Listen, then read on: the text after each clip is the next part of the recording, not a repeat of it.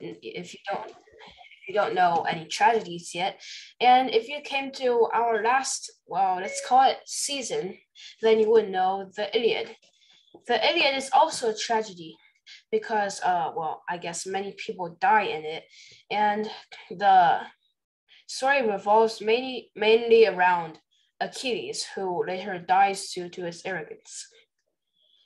So let's get started.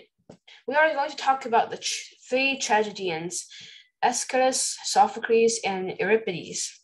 And these three are the most well-known tragedians in Greek history. And today we are going to be looking at them. So here's a small introduction of tragedies. So first of all, tragedy started off as some sort of ritual to Dionysus. It was originally supposed to be doing rituals for Dionysus with a chorus singing, but then later, once they added actors, completely broke off.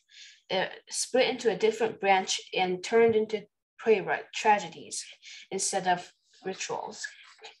So a tragedy consists of actors and chorus. Actors tell us the story by their actions. They play the characters, while the chorus sings downstage and tell us what specifically is happening.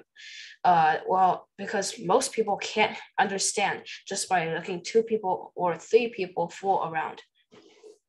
So the chorus is supposed to tell us what the story is about. For example, if one person he goes bankrupt, he will sit on the floor and cry. That's like a tragedy. But we don't know what the moral is. And so the chorus maybe at this time will maybe tell us that we won't always get what we want. So the chorus is kind of like just leading us through and acting as another audience, but like an audience that has already seen this play. 小朋友，你们还记不记得狄奥尼索斯是谁呀？Yeah, you can. Do you guys still remember who Dionysus is? You can. Oh, Richard, hi. The god, like the god of wine. Yeah, it's the god of wine, and he makes people go crazy and turn into seals. 哇哦，知道的很多。他的爸爸是谁？大家还记得吗？Is it like, I know it starts with an H or G, right? 你想，谁是希腊神话里头的第一 daddy? Right? Who is the first daddy? Richard. Is it Zeus? Yeah, it's Zeus. 对，如果你们想不出来谁是爸爸，猜宙斯有很大的几率会对。Father. 对，希腊的这个戏剧，它的一个主要作用可能跟咱们现在不一样，咱们都是 entertainment， 然后just for fun。但是在希腊的戏剧里面，它是承担着教育希腊公民的这个作用。他们当时去看剧都是政府支持的，是政府让大家去看剧，他们还给你发钱，对吧？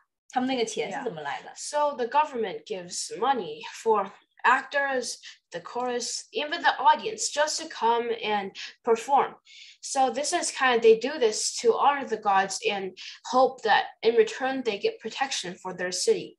So this is like, you come and watch my entertainment and then we give you money, but all we need is that you pray and you help us keep the city safe. So it's kind of a not very fair deal. 没有什么，其实是很正常的，就它有点像是一个宣传的工具，就像现在，就好比说我们在这里讲课，不用你们给我钱，我还要给你们钱呢，就是这种感觉。然后古代的希腊，他们的那个剧场都是室外的，有木头做的，也有那种就是依山而建的那种石头的，非常了不起，很大。然后他们站在中央说话，甚至连高高的山上和最远的地方都能够听见，是非常神奇的一些现象。I wish you aren't going to tell me that it's kind of like the same thing of the Olympics, but without the fighting and stuff. Yeah, it sort of is, except much smaller, but it's performing like like the Olympics, they usually have an entrance play or something, and it's usually really grand. But tragedies are similar, but they used to not have that good stage, but they still have a lot of good stuff. 我们下面会有一个视频会，大家会给介绍这个希腊的戏剧，大部分都是讲的这些神话当中的英雄们的故事。来，咱们开始吧。Yeah, so this is like the characteristics of ancient Greek tragedy. It's about women. Hello. Let's explore the characteristics of Greek tragedy. A tragedy is a form of drama that shows the downfall of a dignified, superior character who participates in events of great significance. The ancient Greeks used tragedy to explore man's relationship with the gods and developed serious subjects such as duty, suffering, and fate. Characteristics of Greek tragedy include a tragic hero who is the center of the tragedy, a person of high ranking who accepts their downfall with dignity. They have a tragic flaw, which is an error in judgment or a weakness that brings about their downfall and is not realized until it's too late. There's also a chorus, which is a masked group of actors who serves as the voice of. All right, so wait, let me pause this before we continue. If you remember or know what the Iliad is about, and if you know how Achilles is like, do you know why the Iliad is now considered a tragedy? You might be able to find the flaws and the tragic hero described on here. Does anyone want to like tell us how Achilles is the tragic hero and what tragic flaw he has? 谁能举手吗？为什么 Achilles 是一个 tragic hero？ Isn't his heel his weakness? Yeah, that is his weakness. And not just his heel. His real weakness is his pride. He thought that he was undefeatable because his only weakness was his heel. But that actually became his greatest weakness. And he didn't realize until it was too late. So in the end, like, you know, the heroes are like, oh my god, I can defeat everything, and then he gets hit in the weakness, and then, oh my god, I did not know that you win. Okay. Okay. 是的。 Anyways, let's finish the video. The audience. A tragedy always ends in catastrophe, a disastrous conclusion that involves multiple deaths. Also, a central belief is the idea of fate, that your future has been preordained by the gods no matter what action a person takes. To summarize, a Greek tragedy will involve a tragic hero. The tragic hero will have a tragic flaw or weakness that will cause their ultimate downfall. A chorus will be used as the voice of the audience. It will end in catastrophe, and fate or the inability to control fate will be a major theme.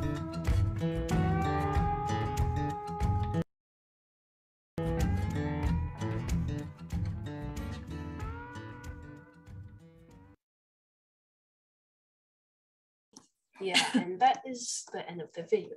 So it kind of shows like what you can find in the Greek tragedy, and it will come up a lot later on. Hello. Okay, so these are the three tragedians. The three great Greek tragedians are Aeschylus, who lived from about 525 BC to around 455 BC, Sophocles, who lived from 497 BC to 405 BC, and Euripides, who lived from 480 BC to 406 BC. 大家知道为什么他们的生卒年月，就是他们生于什么时候和死在什么时候，会有这么精确的这个年份吗？大家还记不记得我们上一次课说了奥林匹亚 Olympics， 就是因为因为 Olympia 两届奥林匹亚之间的他们的那个年限，那个时间段叫做奥林匹亚德 Olympiad， 就是那个时间。大家以前古代就是古代希腊，他们都是以这个奥林匹亚德为他们的纪年时间。比如说某某说他们是比如说是第88届这个第88个奥林匹亚德的第2年出生的，然后大概就是他们就是按照所以他们就是按照这个来纪年。因为这个就是古代奥林匹亚运动会一直到那个古罗马到罗马的那个时期，然后就是到了基督教皇帝的基督教的罗马皇帝时期，他们才结束。所以说这个很好推断他们的时间，而且很多的事情是经过后来历史事实是经过了验证的，所以他们就能够比较准确的推断这些人他们生活的生卒年月。Yeah, so they actually lived in very interesting periods of ancient Greek history, and we shall be talking about that. And so we're going to look at each one of them individually. So let's look at them from the oldest to the youngest, starting with Aeschylus. Aeschylus is the author of these famous works. Oh, of course, these aren't his only works, just the most popular ones. The Persians, 7 Against Thebes, the Supplements, Agamemnon, the Liberation Bearers, and the Eumenides, which is a trilogy called the Orestia. And lastly but not least, his most famous, Prometheus Bound. So apparently, Aeschylus, he had this thing going on where he kind of connected all of his works, all of his works, like they were all connected at some point. And in the trilogy Orestia, a lot of bloodshed happens, and it kind of runs through the family tree. For example, Orestes is the son of Agamemnon, who is the descendant of Tantalus, who once murdered his own son or his adopted son, depending on which version you ask, and which is really, really bad. Because if there was an ancient taboo in ancient Greek, then it would be no killing family members. And if there was a second one, then it would be no cannibalism. So he served the Olympians the dead and cooked body of his son. So Tantalus was thrown down to Tartarus. But of course, that's a story for another time. Yeah, 这个感觉有点像一个宇宙，Aeschylus universe。这个埃斯库罗斯呢，他是他们当中年纪最大的一位，然后他生活的年代跟另外2位完全不一样。他生活在2次波西战争，就是英语怎么说 ？Persian War。这就是2次波西战争期间，所以说他的一生都是在这种各种各样的就是跟波斯人作战的这个过程中成长起来的。据说参加过马拉松战役，也参加过著名的这个萨拉米斯海战。也就是说，他的整个这个人生历程是这个雅典逐步崛起的这么一个过程。Yeah, and so he only started writing tragedies because once he said that Dionysus came to his dreams and told him that you better start writing because I see potential in you or something like that. But he actually did contribute to the Persian War a lot. The Persian War where he actually, some people say that he fought at the Battle of Marathon and the Battle of Salamis. Mm-hmm. However, his epitaph, which is the words carved on a gravestone, did not mention tragedies, even though he was known as the father of tragedies. Like he was like the tragedy OG. So, yeah. But like I think if the epitaph did not mention tragedies, that would mean either people did not value tragedies enough, or people just saw that his contribution to the Persian War was so great that his achievements in tragedies could not compare. Mm-hmm. And how did he die? Well, I think I did say it. We did talk about that last time, about something about a turtle. Does anybody remember? 有谁还记得那个故事吗？他为什么会 die to a turtle？ 我们上节课也讲到过这个故事，有没有人举手？Richard， 你好棒。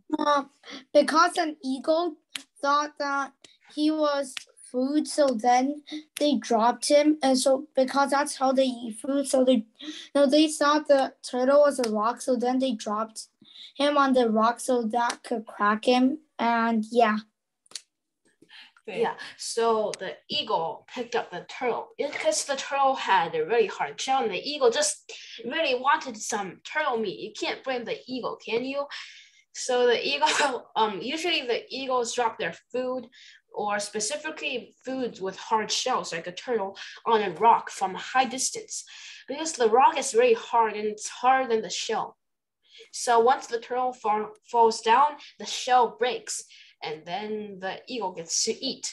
But of course, then Aeschylus was bald, his hair was like this, and then the middle part was bald, this part shining. Yeah, it was very shiny. So the eagle thought that his head was a rock and dropped the turtle there. However, Aeschylus is not a rock. He is a human, and this part is flesh and bone. And big brain. So the turtle kind of smashed him to death and smashed open the turtle, I guess. So I guess the eagle gets to eat more. Lena, do you have a question? So you're telling me he died because he was bald? Sort of. I mean, you could put it that way, but usually we don't talk about it like that. It's kind of embarrassing for Aeschylus. 对，所以大家好好睡觉，然后预防脱发，保护生命。Then, or just don't make your head shiny. Okay. We're going to the next person, Sophocles. He is the author of the famous works Ajax, the great Ajax from the Trojan War, Electra, Oedipus Rex, Oedipus at Colonus, and Antigone, which is trilogy again, Oedipus trilogy, and the Woman of Trachis. So first of all, when he made his debut, which is a first public appearance, he took an artistic victory against Aeschylus, and by that I mean tragedy battle. Like those people on the streets dancing around. Instead of that, they just did a calm and chill battle using praise. So apparently he won the most awards in the three, winning 24 golden medals, and then the rest, they were no worse than second place. He had a very perfect life, kind of like President Reagan. 里根总统，像里根总统一样。Yeah, so apparently he was very successful, he was handsome, and he died at an old age. He was also in the same generation as Socrates and was good friends with Socrates. And so he was also a government guy. 他是雅典后来的那个统治者，应该有10将军，然后他是10将军之一，他还当过祭司。他在年轻的时候，他年轻的时候很帅，他16岁的时候就因为长得特别的帅气，然后又很有才华，然后被选进了那种就是那种反正就是美少年嘛，然后选进了那种唱歌队，然后挺厉害的。他就是从头到尾就是年少有为。When he is young, he's famous, and 然后等他死的时候，他也非常的有名。等他死的时候，还发生了一个非常了不起的事情。Okay, so apparently when he was about to die, Athens and Sparta were having a war. A big war. Okay, so both sides were at a stalemate. They would not back off. But then Sophocles died. Sophocles is Athenian, as well as Aeschylus and Euripides. They're all Athenians. So once he died, Sparta backed off and said, "Do your burial stuff, okay? Just do it. I don't want this man to die without peace." So they buried Sophocles. They had some time of peace, and then they continued fighting. So apparently Sophocles' death was enough to break off the war. But there's another possibility is that his death is too stupid. But of course, that possibility is very small. 对，在我的记忆当中，好像整个古希腊，甚至整个世界上都很少有人像他这么拥有完美的人生。就是年少时候就长得帅，然后又聪明，然后后来就是投身戏剧，第一次参加比赛就得了冠军，然后在以后的比赛中，他大部分时候都是冠军，只有极少数的时候是第2名。然后呢，他又是国家的领导者，然后死的时候，斯巴达和雅典的战争，然后斯巴达还没有打败雅典，也就是说他还没有看见雅典衰落，他的整个这个生活的这个时间段全部都是在雅典最黄金最鼎盛的时候，就非常了不起。 Golden age of Athens. But anyways, Sophocles' plays are very, very interesting. He has something called the Oedipal complex, also known as the self-fulfilling prophecy in the trilogy of Oedipus. So apparently the self-fulfilling prophecy means that fate cannot be challenged and the gods are all high and mighty and stuff. So apparently a prophecy must come true. And if you listen to a prophecy, then you try to stop it, the only thing you're doing is trying to help it. But then, of course, if you try the other way around, you're doing the same thing. So apparently, for example, let's imagine you are coming to consult an oracle, which is me. And then I tell you guys that, oh my God, your best friend is going to kill you tomorrow. So you head over to his house and then try to assassinate him so that he won't kill you. But then apparently he survives. And then he's like, why did you try to assassinate me? I must kill you. And then he kills you. So this is like, you kind of just create enemies for yourself by trying to prevent getting enemies. Okay, this might be a bit confusing, but kind of just means that no matter how much you try, you can't really change your fate. Mm-hmm. And this kind of ended up in a lot of suicidal plays. So basically, once you know that all your work was futile and then you did what you tried to prevent so hard, you just get depressed and stuff, and then you kill yourself. So that ended up in a bunch of his plays being suicidal, like Ajax, where after he lost against Odysseus in a competition for Achilles' armor, he went into rage and tried to kill Agamemnon and Menelaus, who were the judges. But then Athena protected them by making an illusion and making a bunch of innocent sheep seem like Agamemnon and Menelaus. So instead, Ajax captures and tortures and kills the sheep. And then he kills himself after realizing it because, first of all, he's ashamed of what he's done, and second of all, the sheep were innocent. So in the end, Odysseus convinces Agamemnon and Menelaus to allow Ajax a proper funeral. Okay. Poseidon, do you have a question?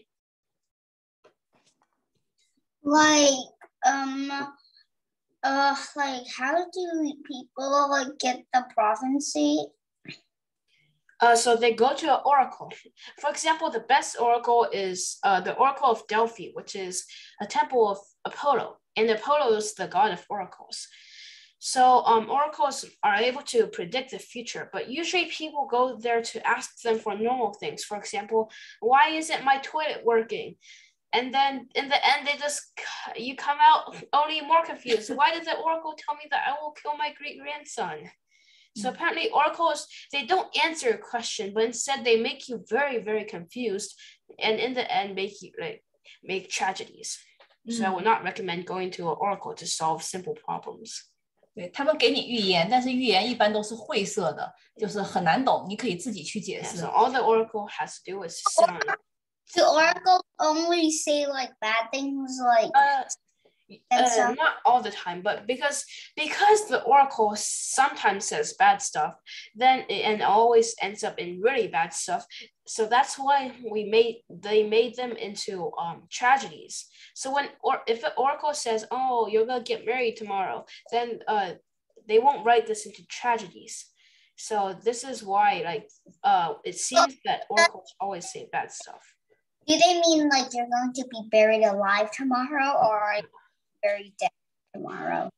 很有意思，这些讨论吧，我们因为时间有限，我们可以一会儿的话，我们在群里头，或者是说我们看一会儿结束的时候还有时间的话，我们可以继续谈，好不好？然后我们现在的话，Milly，你有什么问题吗？我能上厕所吗？ Sure, Of go ahead. course. You can go Go anytime. ahead. OK， 那我们继续往下，好不好？ Yes, okay. So now we are going to watch a small video about the Battle of Tragedies and how the first actor came to be. His name is Thespis, by the way. This is a battle between Aeschylus and Sophocles, between the Battle of Tragedians. Yeah， 悲剧之王的决斗。 Okay, are you guys ready? Ready, go! Back to TED Talk.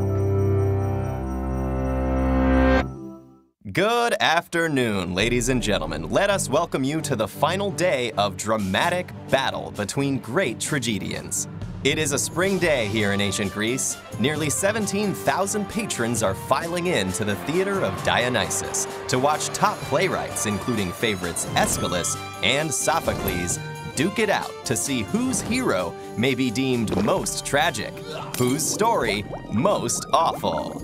Well, see, Christopoulos, in last week's Battle of the Choruses, all 50 members of each playwright's chorus traveled back and forth across the stage, singing the strophe and antistrophe, telling misbegotten tales of woe.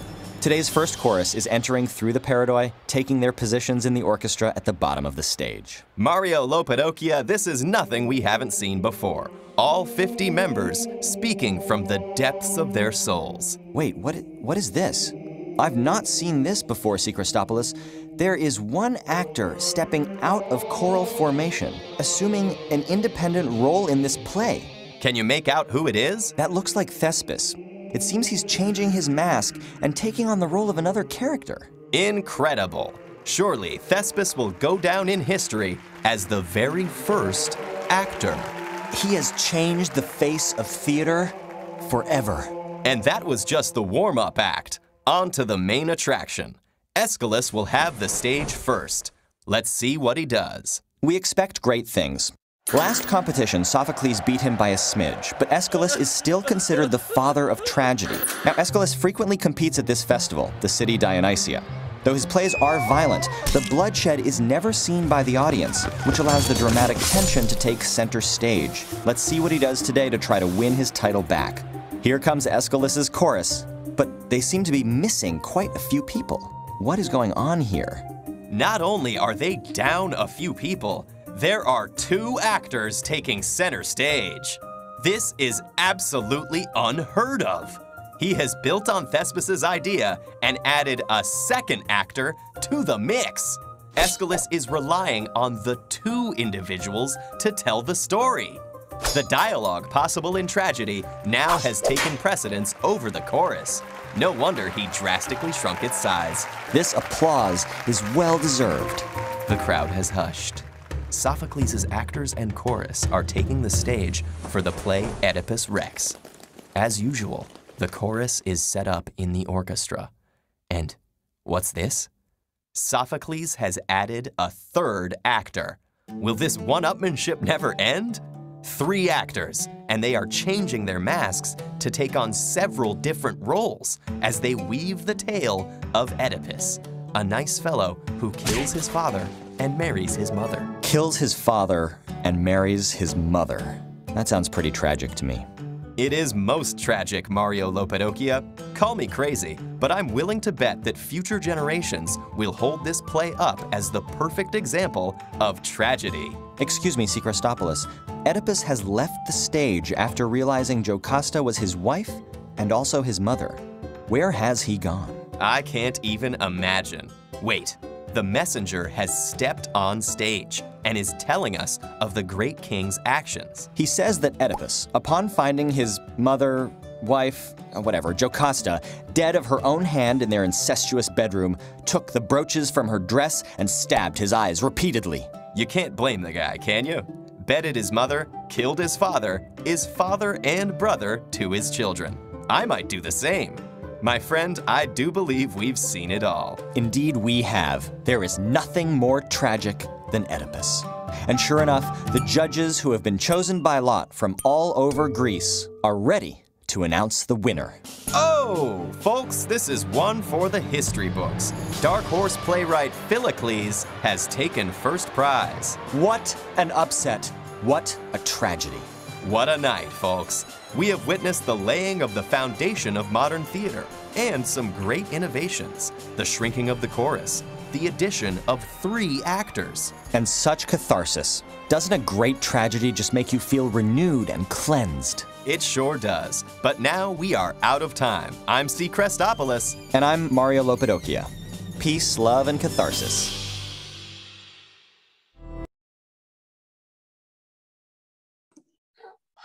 很有意思吧？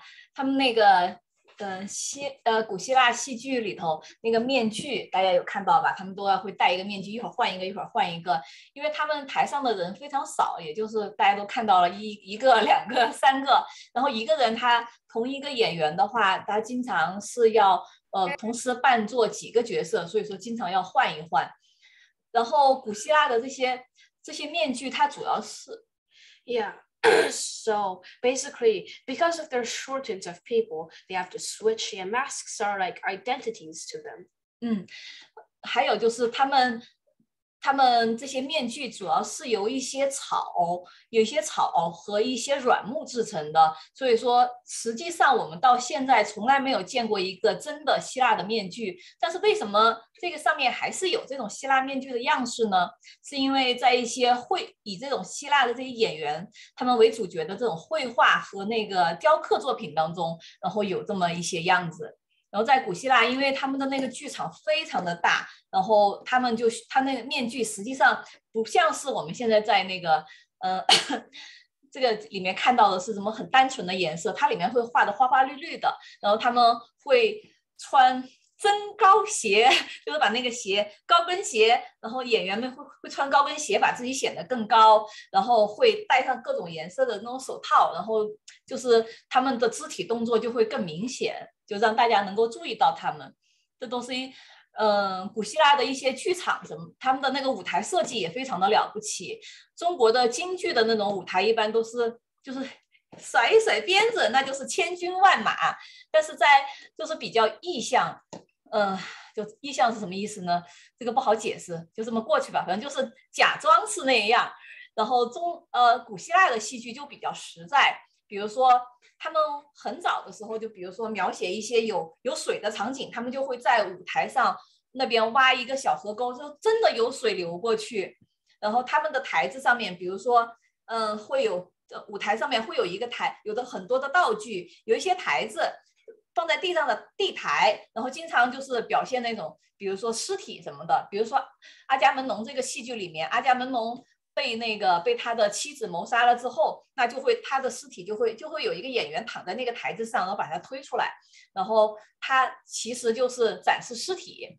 还有呢就是那种高台，现在很多明星的演唱会上面也有那种大高台，就演员就站在那个上面。在希腊戏剧里面经常就是那种神，比如说他们要突然出来帮助一个什么人啦，或者要出来改变局势啦，砰就從那个上面掉下来。这里头还有一个词汇叫做机械降神，在以后我们讲美狄亚的时候我们会讲到它。It's called Deus Ex Machina, and kind of like the kind of has a good platform, and then they slowly fall down. 对 I saw. Okay, do you guys have any questions? 波塞冬，你有问题吗？ Like, so does this tragedy, does that just mean like it's just a bunch of tragedy acts? Yeah, it's just about people who get killed or kill. Why does it have bloody? Can you repeat that? Why does it have to be so bloody and because tragedies, of course, we can ask why, but the thing is there is no why to it. Because the thing is tragedies, they are tragedies because it's tragic, I guess. 好，下面一个同学 Marilyn. I didn't quite understand what I was like saying at the end. So can you just like repeat again? What part? Like at the end where like where they said like there was a third actor or something? Oh yeah. So at the beginning, there wasn't any actors. There were only the chorus who were singing. So then Thespis is the first actor, and he kind of did like a tiny bit of acting. And then Aeschylus added a second actor, and then Sophocles added a third. Yeah, so we're going to move on. Let's move on. Okay, sorry. So last but not least, the youngest, Euripides. He is the author of Medea, but not the whole life of Medea. Medea's life is split into two halves. First half is an epic, the Argonautica, which is revolved on Jason gathering all the heroes, kind of like Avengers Endgame. Like Jason be the Iron Man and gathering everybody to go on the adventure. He gathered people like Theseus and Heracles and a lot of other heroes, sometimes even Atalanta. He also wrote Hippolytus, Electra, the Trojan Woman, and Bacchae. His first play was 13 years after Sophocles' debut. They have like a 16-year age difference, and 3 years after Orestia by Aeschylus. He was also in the same generation as Socrates, because like a 16-year difference isn't much. He usually the others, they believe strongly in fate, but not Euripides. He does not believe in fate, and instead, in his stories or tragedies, he makes people fight back against fate. So in the other ones, it says like you cannot avoid a tragedy. This is your prophecy. You have to do it. But in here, Euripides, he does like the characters try hard to not do it, and they actually push against the prophecy and the gods. So apparently, he also doesn't believe in government. So when Athens and Sparta engaged in war, he went to Macedonia, but he died there during the winter. 我可以说两句吗？ Yeah. 这一位先生呢，他的运气跟那个索福克勒斯那就完全不能比了。大家还记得我们刚才说的，索福克勒斯年少成名，第一次参加比赛就拿了第1名。但是这位先生呢，欧里庇得斯呢，他可没有那么好运气。他第一次参加比赛就被人丢了垃圾，然后他得了倒数第1名。反正从此之后就那一次把他打击的，然后有20年都没有再写剧本。然后之后他才再一次参加比赛，然后拿了冠军。然后他呢，整个我们刚才说索福克勒斯，他本身就是 governor 当中的一员，所以说他是一个统治阶级，他是他对这个他又处于这个希腊城邦的这个黄金时代，他对整个对那个就是雅典的整个制度啊是非常满意的。但是我们这一位先生呢，欧里庇得斯呢，他也是贵族出身，但是他的个性呢，就是一直他不愿意，他拒绝服兵役，然后就不he don't want to be a soldier。这在那个古希腊的城邦里面是非常奇怪的一件事情。他也拒绝了很多就是雅典政府就是派给他的那个就是任务，比如说你要去做一个什么当一个什么官员什么的，他都不愿意。然后他呢，就是我们现在来说的话，这位先生欧里庇得斯是最符合我们现代人的这种观念就是的人了。他同情女性，然后比如说美狄亚，他写的这部剧是就是里面讲到了这些，就是女性是多么的不幸，然后她们遭遇了多少的，她们做出了非常多的牺牲，但是她们的丈夫想抛弃她们的时候就抛弃她们，完全不考虑她们。然后他也有一个他的戏剧跟那个索福克勒斯不一样，索福克勒斯活着的时候就受到了非常广泛的这个尊崇，但是这个欧里庇得斯呢，他是一直很受争议，因为他的主角们比较反传统，就是他拿了很多的就是普通人，甚至是奴隶，甚至是普通的农民来做他这些戏剧里面的主角。他也同情，他也反对，他也不是特别的就是热爱战争，他总是觉得这些比如说就是特洛伊妇女啊，都是讲了这些就是这种战争当中，这些妇女、这些儿童所遭遇的非常多的一些不幸，他对儿童、妇女都是持有就是非常强的这种同情心的。Yeah, so his well, let's say his style was very, very untraditional. But of course, in my eyes, that's a very good thing, because in the end, they all have a stereotype where like the hero saves the princess and then they run off and get married.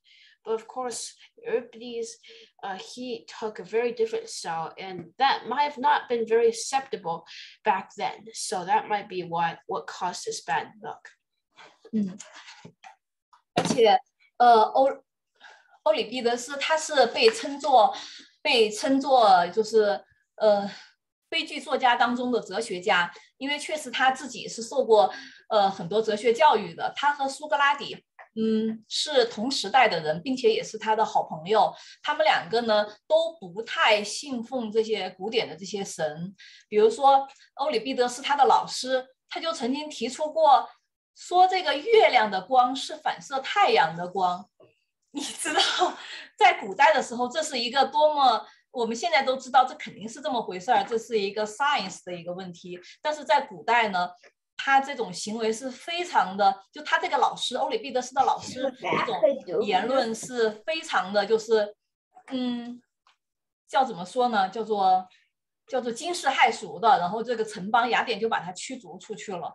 所以说他自己受的这些教育就跟其他人不是特别的一样，所以他的那个作品里面也有很多这种哲学讨论，就是非常非常有哲理。所以说在当时这也是他为什么他拿的冠军很少的原因，就是不太好懂。Yeah, he was very, very confusing with his philosophy, and because philosophy was pretty popular, but it's like something that you can look up upon, but you just can't reach it. Like normal people can't even understand philosophy. So when you try to put the very, let's say, smart stuff on the stage, and then there's a bunch of dumb people looking at like your performance, then they won't understand. So the thing is, when you know that they can't understand, you just can't give them the things that they can't understand. You have to give them the things that they can understand. Okay, so we are going to share a small story, one of my personal favorites, Orestia, and it's about the Agamemnon family murder and the tale of Orestes. So the tale begins with there's a prequel called Iphigenia, who is the daughter of Agamemnon and Clytemnestra. I think I got the name. So apparently the winds at that time was before the Trojan War. So the winds would not blow, so they could not set sail to Troy. So then the gods told Agamemnon that if he sacrificed his daughter, then they would let him go. So Agamemnon sends a letter to Clytemnestra, his wife, to bring Iphigenia. Okay, the names are screwing me up. To bring Iphigenia, and he said that she was going to get married to Achilles.这谁不愿意？这谁不愿意？ Oh my God, you go get married, let's go. But after he sent the letter, he instantly regretted it because he doesn't want his daughter to be killed. So he sends another letter, but this time the messenger was intercepted by his brother Menelaus. And if you don't know, the war started because Menelaus' wife was stolen by the prince of Troy. So Menelaus said, why? Just sacrifice your daughter. Come on, bro, you can do it. And then, so he did get the message out. So when Clytemnestra comes with Iphigenia, she runs into Achilles, who mentions about the marriage. But Achilles is like, what? I did not agree to this. I don't even know this happened. And they found that this was Agamemnon's trickery. And Achilles vows to stop Agamemnon, and he's pretty angry with him this time. So they go, but then Agamemnon still has a change of heart, as he still doesn't want to kill his own daughter. But in the end, Iphigenia says, wait, actually, I think dying seems pretty cool. So if I die for the war effort, doesn't that kind of make me the most important woman in the War of Troy? And then they technically confirm it, like, well, Helen kind of was the cause of the war, so she's the most important. You'll probably go home with a silver medal, although you'll never go home again. So apparently she dies, and the winds pick up, and they go to Troy. But of course, Clytemnestra is very bummed out about this. So she has a whole 10 years to plot the murder of Agamemnon with his cousin, how do you say it? Aegisthus. Whatever, his cousin. So apparently his cousin's brother was cooked to eat. 他把他的另外阿伽门农的父亲和他的 uncle 他们是一对的 brother， 他们为了那个反正就他们俩就互相的争斗，然后互相也残杀对方的 family 的人。但是阿伽门农的这个父亲做了一件特别特别过分的事情，他杀掉了他这个阿伽门农这个叔叔的一个孩子，并把这个孩子然后就是做成了汤，然后给他这个 uncle 喝，就非常的残酷。所以说后来他这个还有另外一个孩子不是也没有死吗？没有死的这个孩子心里头就怀着极大的一个仇恨，他后来就跟阿伽门农的这个太太，然后他们俩就联合起来，然后把阿伽门农给谋杀了。Yeah. Okay, so backstory time about Tantalus. Remember Tantalus? Tantalus is the guy who apparently killed his son to feed Zeus. So kind of runs in the family. Sorry, excuse me. 我们家都有一点点感冒，不好意思大家。Okay, so once Agamemnon gets home, he brings Cassandra, a Trojan princess, the sister of Paris. And apparently Cassandra is blessed by Apollo to be prophet, but then she was also cursed that nobody would believe her, like nobody. So once Agamemnon brings Cassandra to Clytemnestra, Cassandra starts yelling, "Oh my God, that lady, that weird lady is going to kill us all, you two and me." But of course, like Agamemnon does not believe her because of the curse. So then they go inside, and then you hear painful screams, and then in the end they shove out a dead body of Agamemnon and Cassandra, along with a bloody Clytemnestra. So of course, in the beginning, like technically, killing family members is not allowed in ancient Greece.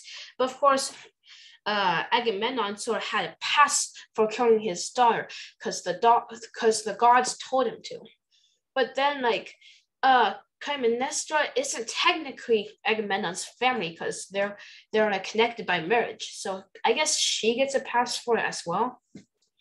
But then, like, Orestes, Agamemnon's son, comes home and finds out this.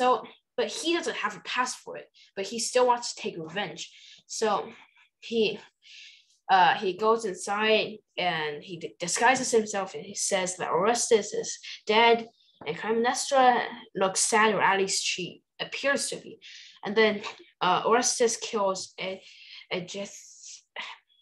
Agamemnon's cousin and Clytemnestra. He kills them both, but then this is family murder, okay? No pass. He did not get a pass. So the three Furies are the ones who punish the bad people. So they chase him down and make him hallucinate that they're torturing him, and he can never find rest until one day Apollo does a really bro move and puts them to sleep. So Orestes can have a good nights of sleep.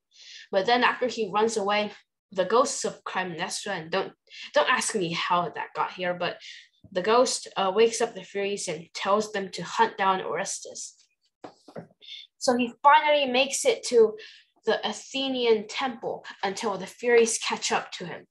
And then Athena just tells them to back off, and they're going to do it in a legal way. So Athena calls here all the citizens of Athens, and they hold a vote. So apparently the citizens, they end up in a tie, and Athena breaks the tie by saying that she herself doesn't have a mother. She sprang out of Zeus's head, so he got his head cut open, and then Athena jumped out. So Athena basically is more on Orestes' side because she feels the pain of losing a father more than losing a daughter. 对，这个故事的人物线是非常的错综复杂的。那么大家能不能记得住他们当中都发生一些什么样的故事呢？让我们来捋一捋啊。他们这是一个家族之间互相残杀的一个故事，但是对，那个北坤给大家简单的复盘一下他们这个人物关系。So as you might see on this map here, relationship. The first Agamemnon kills Iphigenia. Iphigenia, the daughter. Yeah, his daughter. It's family murder, but he has a pass for it, the gods told him to. And then Clytemnestra and Aegisthus. 第一位是他的太太，第二位是他的 cousin. So kind of they kill, well, like Clytemnestra kills him, but then it's just this kind of helps, but he doesn't typically kill Agamemnon himself. So both of them have a pass because Clytemnestra technically isn't Agamemnon's family, unless like if you want to say like very, very distant cousins, that wouldn't count, okay? So after this, Orestes kills Clytemnestra and Aegisthus, but he doesn't have a pass for this. He is Clytemnestra's daughter, but he doesn't have like any pass, any order from the gods. And because of this, he actually ponders this for a moment before killing Clytemnestra. So he actually starts, he gets into a dilemma, but then in the end, the chorus goes, do it, just do it, finish the match. And then he ends up killing Clytemnestra. So now the Furies chase Orestes for killing Clytemnestra, and then Athena wards them off. And then Athena, after the judge stuff, Athena has them stay and be a new judicial system for Athens. And then the Furies got renamed as the Eumenides, also translated to the kindly ones. 其实这个故事在那个《奥德赛》里头也提到过一点，就是雅典娜劝那个就是奥德修斯的儿子，他叫什么来着？泰勒马克斯，然后去杀掉那些求婚者的时候，就是说让他先去确定他的那个父亲是不是还活着，然后又鼓励他去杀掉那些求婚者的时候，他就提到了在那个阿伽门农的儿子，然后是如何杀掉了他的母亲，为他的父亲报仇。那个里面呢，这雅典娜就是毫不犹豫，她并没有走到就是说去招陪审团，然后大家一起，然后复仇女神和这个Orestes 去各自陈述自己的事情，然后陪审团再来陪审，再来评判呀，这些过程都没有。在《奥德赛》里头，雅典娜就是非常直白的，就是赞同他这种，杀了母亲替父亲报仇的行为。那到了这一部剧里面呢，他们就已经就是这个阿伽门农这个家族剧里头呢，就已经发生了完全不同的一个转变，就是雅典娜没有明确的，就是说站在这个 Orestes 这一方，他反而是说我自己是不能够来评判你们这些凡人的事情的，所以说他要选他这个城邦里面最睿智、最理性的这些人，然后来评判你们这桩案件，就发生了一些改变。这个也是跟雅典当时他生活的这个年代里头已经开始这种民主化改革，什么克里斯蒂尼改革呀什么的，就是都已经进展的比较深入了，就是跟这些是很有关系的。这是不同的这个时间段。那么一会儿呢，我们提几个问题，这几个问题我看了一下，因为比较深入，而且呢时间可能会我们也不太够。那么我给大家提这几个问题，我们下一节上课的时候呢，我们一起来回答。第一个问题是，你们觉得这种家族之间的谋杀是正义的吗？一会儿请你翻译一下。Yeah, okay. So like, do you guys think that family murder is cool? Well, no, technically, like, it's like justice. In this case, Agamemnon kills Iphigenia, his daughter, because of war effort, because he needs to help his brother get his wife back. But of course, it's his daughter, and Clytemnestra kills Agamemnon to get revenge. But like, is revenge really the answer? Again, Orestes kills them for revenge again. And like, does the Furies have to chase him? This is kind of like a deep question. 对的，就是说我们来讨论这个问题，就是说，这种每一个人都有足够的理由来进行复仇。比如说阿伽门农的妻子，因为他杀害了自己的，因为阿伽门农用欺骗和利诱的办法杀害了自己的女儿，感到非常的愤怒，所以说他要杀害阿伽门农。他的这个卡人，因为阿伽门农的父亲曾经非常残酷的杀害了他的兄弟，然后也要杀害阿伽门农，他们都有理由。那么阿伽门农的儿子 Orestes， 因为他的母亲杀害了他的父亲，他要去杀害他的母亲，他也觉得他有理由。可是然后这个 Furies 他们因为这个 Orestes 他毕竟是杀害了自己的母亲，然后也认为他有罪。那么大家想想看，这些谋杀案他们是否真的是正义的？你是否能够因为你有一个理由就去杀害另外一个人？然后还有，这是第一个问题，这种谋杀是正义的吗？第二个问题是，最后是靠什么终结了他们这个家族的谋杀？ Yeah, also, in case you guys did not know, the Furies were questioning Orestes, and Orestes brought Apollo as his defense. And Apollo, his reasoning was that the father was actually the only real parent, and the mother was just sort of like a foster parent. So that the father was really what counted, and his mother wasn't really family. So this was Apollos' reasoning, although in the end, didn't really work out. 大家可以想一想，然后我们下一周还会继续讲其他的一些希腊悲剧的故事。那么我们可以再讨论一下，或者说，如果大家愿意的话，也可以现在的话也可以说两句。反正我们应该还有个If you guys want. 还有个2-3分钟时间。有人愿意说一说吗？大家能理解吗？ Do you think this is justice or injustice? 对 Justice.